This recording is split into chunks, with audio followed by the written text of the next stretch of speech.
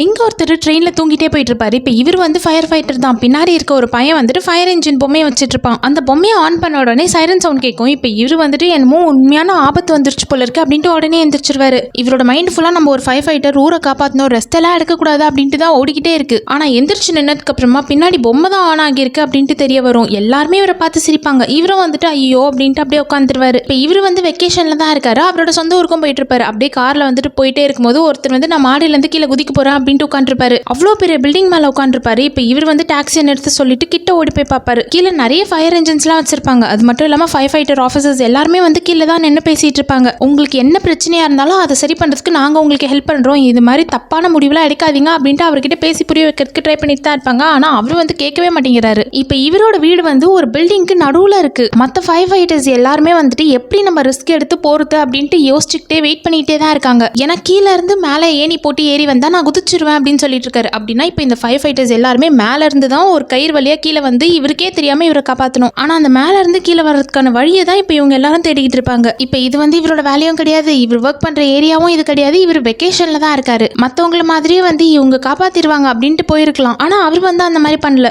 எங்க இருந்தாலும் சரி, எந்த ஊர்ல இருந்தாலும் சரி, நம்மளோட வேலையை நம்ம கரெக்டா பண்ணணும். நம்மளோட வேலை வந்து மற்றவங்களை காப்பாற்றுறது தான். அது அங்க இருந்தா தான் காப்பாற்றுவேன், இங்க இருந்தா காப்பாற்ற மாட்டேன் அப்படின்லாம் சொல்லாம எங்க இருந்தாலும் காப்பாற்றணும் அப்படின்ட்டு ஓடி போய் ஹெல்ப் பண்ணியிருப்பாரு. 24 hours அவரோட மனசு ஃபுல்லா வந்து நம்ம ஒரு ஃபயர் ஃபைட்டர் அப்படின்ட்டு ஓடிக்கிட்டே இருக்கிறதுனால யாருக்கு எங்க உதவி தேவைப்பட்டாலும் முதல்ல ஆளா போயிட்டு நிக்கிறாரு.